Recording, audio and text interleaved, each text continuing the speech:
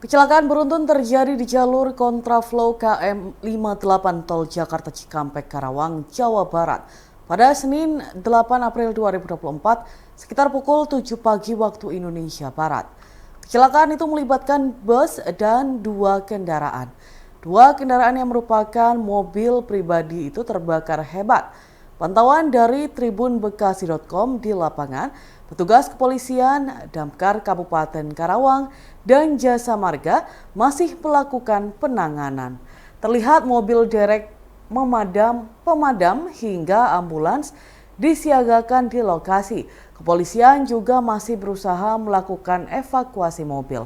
Berdasarkan informasi yang didapatkan, sejauh ini ada 12 korban jiwa dalam peristiwa tersebut. Petugas kepolisian pun sudah menyiapkan sejumlah kantong jenazah. Menurut polisi, diduga ada mobil yang oleng pada jalur kontraflow sehingga menabrak dua mobil lainnya hingga terbakar.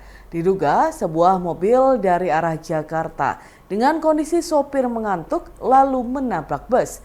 Hingga saat ini Tribunnews masih terus mencari informasi terbaru dari tim di lapangan. Tim Basarnas dan Damkar juga masih mengevakuasi korban.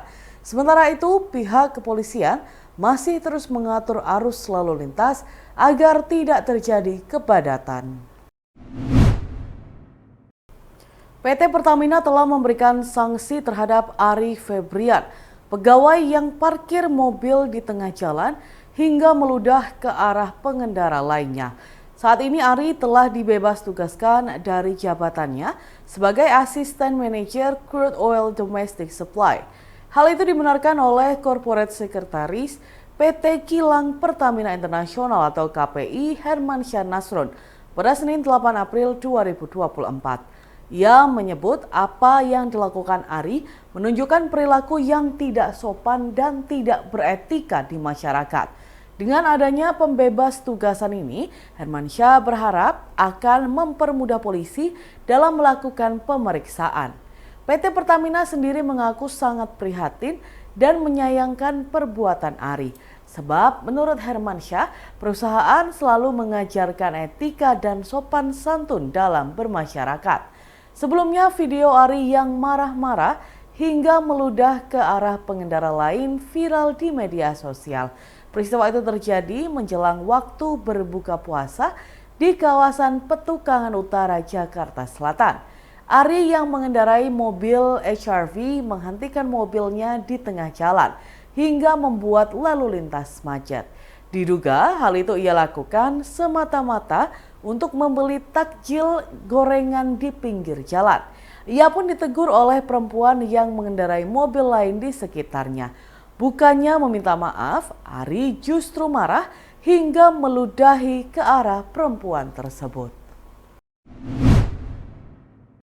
Atlet bola voli nasional Megawati Hangestri Pertiwi mudik ke kampung halamannya di Jember, Jawa Timur sejak 26 Maret 2024. Seperti diketahui, sosok Megawati menjadi sorotan setelah tampil gemilang bersama klub bola voli Korea Selatan Daejeon Chongkwon-jang Red Spark.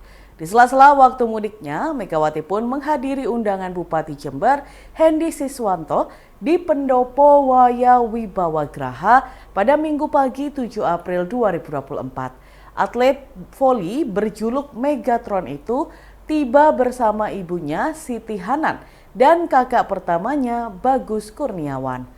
Atlet 24 tahun ini pun langsung disambut oleh Bupati Hendy.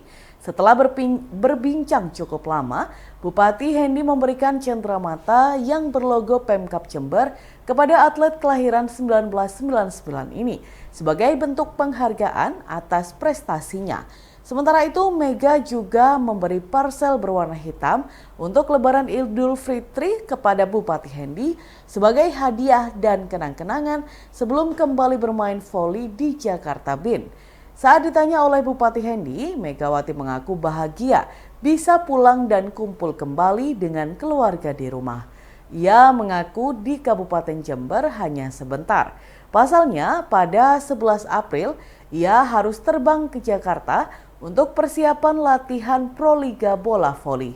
Mega mengatakan telah mengobrol banyak dengan Bupati Hendy, termasuk perkembangan Kabupaten Jember dengan puluhan prestasi dan penghargaan. Menurutnya memang terdapat perbedaan signifikan di Liga Voli Indonesia dengan Korea, khususnya yang paling menonjol adalah latihan atletnya. Jika dibandingkan dengan gaya berlatih di Indonesia, jadwal latihan voli di Korea lebih padat, sehingga hal itu membuat performa para atlet lebih meningkat. Supaya lebih banyak atlet yang bisa menang kompetisi nasional di Jember, Mega menyarankan pengurus Persatuan Bola Voli Seluruh Indonesia atau PBVSI Cabang Jember melakukan evaluasi manajemen. Selain itu, Mega juga berpesan kepada generasi muda yang sedang berjuang berkarir di bidang olahraga apapun agar tetap semangat meraih prestasi dan cita-cita. Menanggapi hal itu, Bupati Hendy mengatakan dari semua atlet di Jember yang bisa tembus di kompetisi tingkat Jawa Timur dan nasional, intinya sama, yakni jangan pernah patah semangat. Hendy mengatakan kehadiran Megawati Hangetri Pertiwi pulang kampung di Jember tentunya akan membawa banyak motivasi kepada masyarakat bumi Pandalungan. Dan Tribuners, berikut kita simak bersama wawancara dengan Bupati Jember Hendy Siswanto dan atlet voli nasional Megawati Hangetri Pertiwi. Jagoan, kalau saya katakan ini adalah yang luar biasa. Orang mengatakan ada sebagai Megatron, pemain voli yang hebat, Megatron, dan juga Indonesia Express, gitu ya. Tapi kalau saya katakan Mbak Mega ini adalah salah satu Sri Kandi Voli dari Jember untuk Indonesia dan dunia, itu menurut saya. Dan yang terakhir kemarin mengikuti di klub Gwangjang atau Rex Park di Liga Voli Korea. Dan tentunya beliau di putri bungsu dari 3 bersaudara, dari pasangan Ibu Siti Manan dan almarhum Bapak Maksum. Dan tentunya kami sangat berharap sekali bertemu dengan Mbak Mega ini karena banyak masyarakat Jember terutama mengeluhkan Mbak Mega. Mbak Mega kapan Pak datang lagi ke pendopo? Ini tadi kalau datang pendopo kita rame-rame kita ngobrol bersama Mbak Mega. Gimana Mbak Mega rasanya Mbak Mega? Sudah datang gitu berarti bahagia sekali kan? Ya alhamdulillah bahagia Pak karena bisa ketemu sama keluarga sih tentunya. Gitu ya. Jadi banyak ini apa namanya teman-teman menanyakan ini Mbak Mega banyak dijuluki di Indonesia Express juga sebagai Megatron dari Mas, itu apa yang menjadikan Mbak Mega seperti itu? Awalnya sih pas lagi volley ya Pak ya, karena namanya kan Mega kan, ada satu karakter di Transformer kan, namanya Megatron, kan kuat kan orangnya. Menurut teman-teman Mega itu orangnya kuat karena spike-nya kuat gitu. Jadi pas banget namanya dijuluki sama teman-teman Megatron dari situ sebenarnya. Mbak, saya itu nonton di video ya seperti itu. Mbak Mega waktu shoot kepalanya lawan gitu, terus jatuh, itu perasaannya Mbak Mega gimana itu? Kok sampai jatuh tuh gimana Pak? Memang kakinya kudanya kurang kuat atau memang gimana Pak? Mungkin kaget Pak, karena kan bola voli kan cepat kan, biasanya kayak cepat jadi kayak refleksnya mungkin kayak gitu. Gitu ya. Tapi itu shoot Mbak Mega smash-nya yang luar biasa seperti itu ya. Itu membuat orang berjaga-jaga lebih ketat lagi kan enggak Mbak Mega? Begitu shoot kena kepala jatuh kan? Tentunya yang lain setelah itu kan menjadi sangat serius gitu. Gimana Pak? Enggak sih mungkin gitu karena main volley ya udah resiko sih Pak. Jadi kayak ya. kalau udah poin lagi jadi kayak udah dihilangkan gitu ya. Tapi nggak sampai cedera enggak gitu ya. Bolanya kan empuk juga bolanya. Iya Mbak Mega, mungkin untuk ini teman-teman Jember ya, untuk teman-teman Jember terutama juga untuk Jawa Timur Indonesia tentunya ada tips nggak Mbak untuk anak-anak kita? Buat anak-anak muda sih lebih semangat terus kayak mengejar karirnya apapun itu di bidang atlet atau di bidang yang lain, terus kayak gak mudah menyerah dengan apa ya perjuangan hari ini, karena perjuangan hari ini bisa jadi 5 tahun lagi baru ada hasilnya, nggak tentu besok Pak, bisa 5 tahun lagi atau 10 tahun lagi ya. Dulu saya juga pernah merasakan keterpurukan kan, jadi kayak hampir menyerah tapi jadi lihat mama ayah jadi punya motivasi lagi, ingin membanggakan lebih lagi. mungkin bisa lebih dari ini kayak gitu. Jadi buat generasi muda tetap semangat dan jangan lupa berdoa.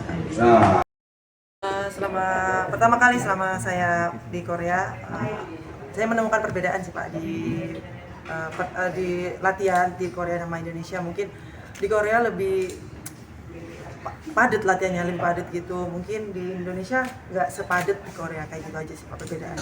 Jadi yang bikin skill menambah ya latihan ya intensif. Mungkin Pak, kalau di Indonesia ini kan kadang-kadang seperti ini, latihannya untuk di timnas ini kan memang ketat ya. Nah, tapi kalau di klubnya asal di Bagati, mungkin pada liburan sebagainya. Kira-kira seperti apa agar Jember ini bisa naik peringkat? Karena selama ini Poli Jember ini belum pernah berhasil menjuari Popda maupun Pop. Karena Mbak Mega sendiri sempat mengenyam di SMP 1 hanya kelas 2 ya. Saat itu pindah ke Jawa Timur. Bisa menceritakan Pak sehingga berhasil seperti ini? Ya mungkin dirombak sih Pak dari Biasanya. ya bukan kayak bukan pelatih ya di dalam ya mungkin biasanya sih Pak dirombak kayak agar lebih maju lagi, mungkin bisa sedikit perombakan gitu. Kenapa nggak maju kan masih ada sedikit masalah kan dalam situ, siapa tahu kan kayak gitu kan Pak.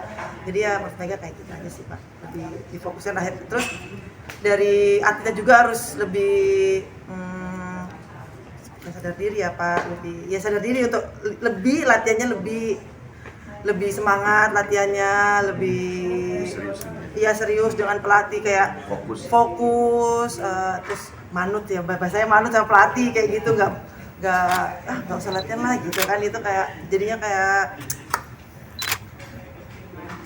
lesu, kayak nggak semangat kayak gitu, mungkin berdampak untuk kayak Popda kayak gitu. Pak, persiapan untuk tanggal 20 April laga All-Star apa sih Pak? Mungkin ada persiapan gitu. Apalagi itu kan satu tim dengan Kia itu.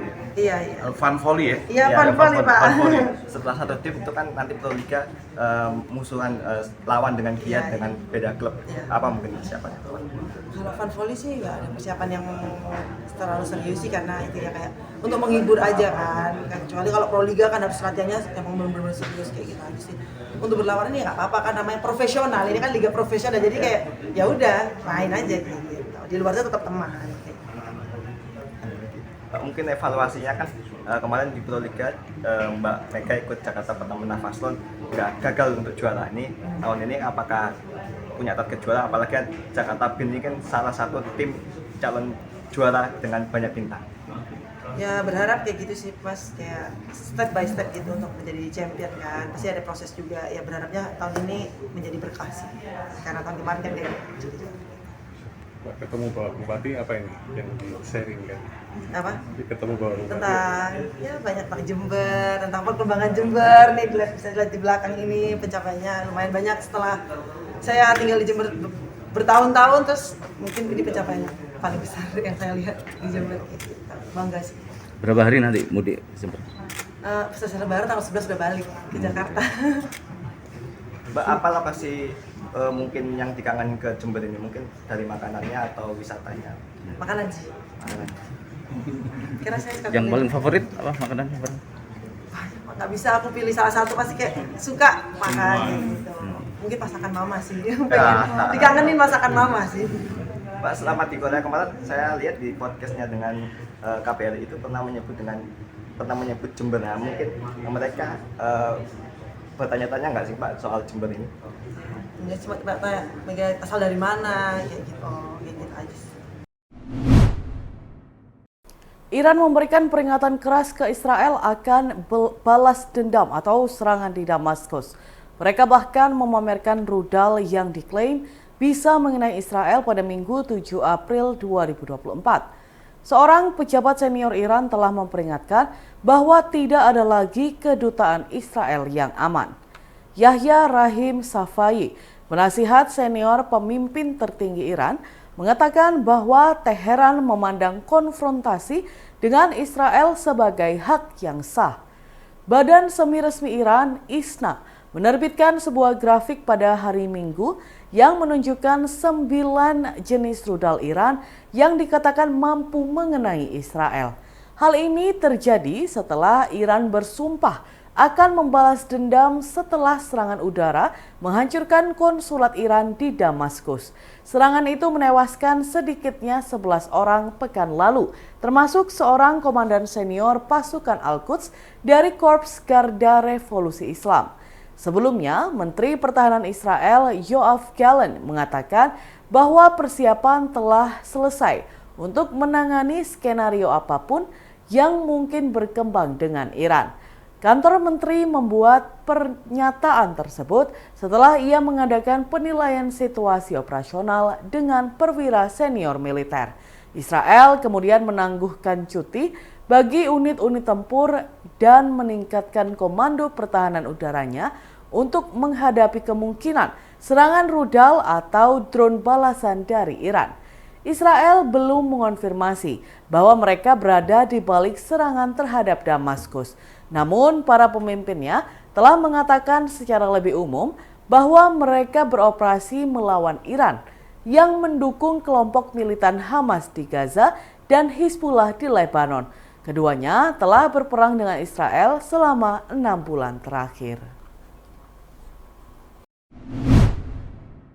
Pemudik asal Kepulauan Sapudi, Kabupaten Sumeneb, Madura mengeluh karena tidak mendapatkan tiket kapal pada Minggu 7 April 2024.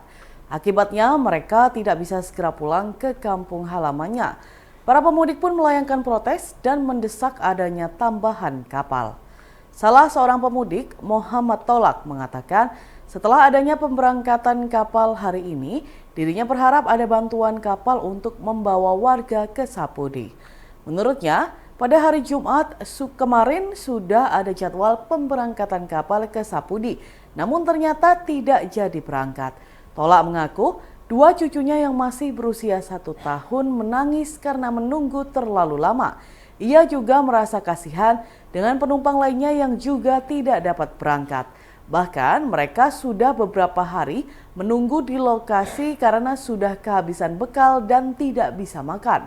Tolak menyebut dibandingkan tahun sebelumnya, kondisi ini terparah yang dialami para penumpang di Pelabuhan Jangkar, Situbondo tahun ini.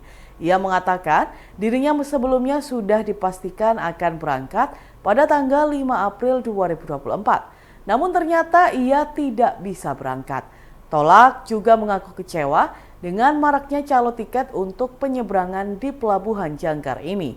Pasalnya harga tiket yang dijual sangat mahal. Contohnya harga tiket asli Rp50.000, namun bisa dijual calo dengan harga Rp70.000 hingga Rp100.000. Sementara itu, Direktur Lalu Lintas dan Angkutan Laut Kapten Hendry Ginting mengatakan saat ini masih dilakukan pengecekan dan semua sistem berfungsi dengan baik. Saat ditanya tuntutan penumpang, Ginting menjelaskan kapal sudah banyak yang akan membawa penumpang ke kepulauan. Totalnya ada 5 kapal bantuan, 4 kapal navigasi, dan 1 kapal pangkalan. Dan Tribuners, berikut kita simak bersama wawancara dengan pemudik Muhammad Tolak dan Direktur Lalu Lintas dan Angkutan Laut Kapten Hendry Ginting. Hari ini jam setelah ini pemberangkatan yang sudah resmi berangkat sekarang, setelah berangkat yang sekarang ini saya minta bantuan, saya minta tolong. Cuman ini masih nunggu, masih ada rapat masih. Bapaknya sudah berapa hari di sini? Saya di sini kemarin sudah ada jadwal katanya hari Jumat. Ternyata hari Jumat ini tidak bisa berangkat. Itu ada cucu saya yang masih berumur 1 tahun, yang ada 1 tahun setengah umurnya, sudah nangis-nangis dari kemarin. Nggak hitung saya hewan yang saya bawa ini mati di dalam mobil saya. Kasihan saya anak cucu itu. Yang lain ini yang saya lebih kasihan. Ini sudah berapa hari di sini yang tidak bisa menemukan belanja, tidak bisa makan di sini. Sudah berapa hari kehabisan bekal ya. Harapannya lebih parah ini dibanding tahun lalu, Pak. Wah, yang sekarang yang lebih parah. Parah sekarang. Parahnya dari apa ya? Ini saya seolah-olah untuk Kepulauan Sapudi ini seolah-olah daerah kepulauan yang sangat tertinggal, yang tidak dilihat oleh pemerintah. Apa penyebabnya? Untuk Kepulauan Raas ini ada bantuan dari Banyuwangi yang untuk kapalnya itu sendiri masih jalan terus ke Raas, terus masih ada penambahan jadwal yang dari Sapudi itu dialihkan ke Banyuwangi. Kapal yang untuk Sapudi Kencana ini masih punya jadwal ke Raas lagi. Ini gimana? Makanya kemana? Hah? Seharusnya kemana? Seharusnya ini untuk Sapudi Jangkar atau Ada paling pengalihan kapal maksudnya. Ini yang jadwal yang ke Sapudi ini malah ada jadwal lagi untuk ke Raas ini. Bapaknya sudah dapat tiket? Belum. Kemarin itu sudah sempat saya informasi, makanya saya pulang ini untuk kepulangan ke Madura ini sudah pasti tanggal 5. Artinya bapaknya belum dapat tiket ya? Sampai sekarang tanggal 7-nya ini sudah pas. Tadi malam itu saya ngomong sudah selesai ngomong, saya tidak bisa berangkat sekarang ini, tidak bisa berangkat. Anak cucu saya nangis sudah. Yang masih berumur 1 tahun, ada yang umur 1 Pak, selain kemudahan transportasi juga proses e-tiketnya gimana sebenarnya? Ini yang saya omongkan yang lewat Calo ini, Pak.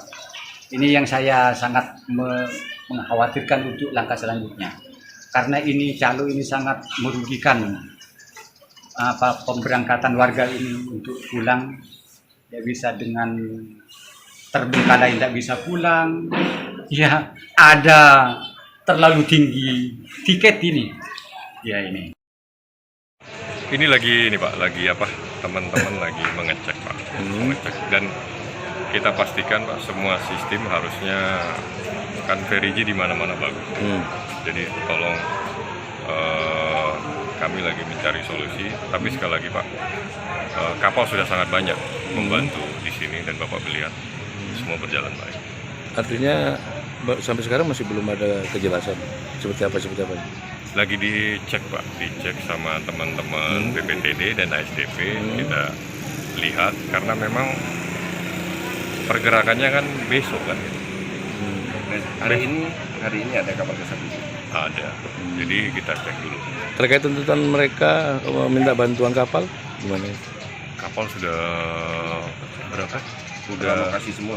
Sudah teralokasi semua dan secara umum sudah ada berapa kapal kita tambahan? Dari SDP satu. Kita dari navigasi 2. Satu. Yang lain di Celukan Bawah. Celukan Bawah. Jadi Ada berapa di Jangkar ini semua? Totalnya berapa? 5 kapal. 5 kapal ya? Iya. Yang bantuan? Bantuan dari navigasi 4, pangkalan 1. Pangkalan KPL. Kalau dengan ini jadi 6. Tapi memang tersebar Pak. Tersebar. Di sini Itu bantuan itu untuk melayani masyarakat kepulauan mana saja? Iya. Kepulauan di mana? Pokoknya buat saudara kita lah, demi semuanya. Cuma kan kalau semuanya ingin dibawa ke kapal, kita harus siap. mengerti lah ya. Memasuki 2 hari menjelang Hari Raya Idul Fitri 1445 Hijriah, KAI Daob 8 Surabaya mencatat sebanyak 24.000 lebih penumpang yang berangkat pada hari ini, Senin 8 April 2024, melalui seluruh stasiun. Dari data tersebut, Stasiun Gubeng Surabaya menjadi yang paling banyak memberangkatkan para pemudik. Manajer Humas KAI Daob 8 Surabaya, Lukman Arif, menuturkan untuk angka pastinya, total dari seluruh stasiun itu ada sebanyak 24.294 penumpang. Terbanyak dari Stasiun Gubeng yang mencapai 9.014 penumpang. Kedua di Stasiun Surabaya Pasar Turi, 6.751 penumpang. Dan di urutan ketiga dari Stasiun Malang yang mencapai 3.553 penumpang. Lukman mengatakan, data tersebut diambil pada pukul 11 siang waktu Indonesia Barat dan masih akan terus bertambah karena penjualan tiket masih terus berlangsung. Ia menjelaskan para penumpang sebagian besar didominasi tujuan ke Yogyakarta, Jakarta, Bandung, Jember, dan Banyuwangi. Sedangkan untuk KA jarak jauh yang terfavorit adalah KA Pasundan relasi Surabaya Gubeng Kiara Condong, KA Erlangga relasi Surabaya Pasar Turi Pasar Senen, dan KA Mutiara Timur relasi Surabaya Pasar Turi Ketapang Banyuwangi. Kemudian juga KA Malabar relasi Malang Bandung dan KA Tawangalun relasi Malang Kota Lama Ketapang. Lukman menegaskan Selama masa arus mudik angkutan Lebaran 2024 atau mulai 31 Maret sampai dengan 8 April 2024, KAI Daob 8 Surabaya telah mencatat 182.819 penumpang yang berangkat dan sebanyak 161.493 penumpang yang tiba di Daob 8 Surabaya. Bahkan ada sebanyak 365.435 tiket yang telah terjual pada masa angkutan Lebaran mulai 31 Maret hingga 21 April 2024 atau selama 22 hari. Dan Tribuners, berikut kita simak bersama wawancara dengan manajer Humas KAI Daob 8 Surabaya, Lukman Arif. Prediksi mudiknya gimana, Pak? Ya, di H-2 Idul Fitri 2024 ini kepadatan masih terjadi di stasiun Gereja Daob 8 Surabaya. Salah satunya adalah di stasiun Surabaya Bupati. Lebih dari 9.000 penumpang yang melakukan perjalanan kereta api jarak jauh di stasiun Bupati mulai pagi sampai malam nanti. Pak, untuk imbauan apa, Pak, untuk para pemudik, Pak?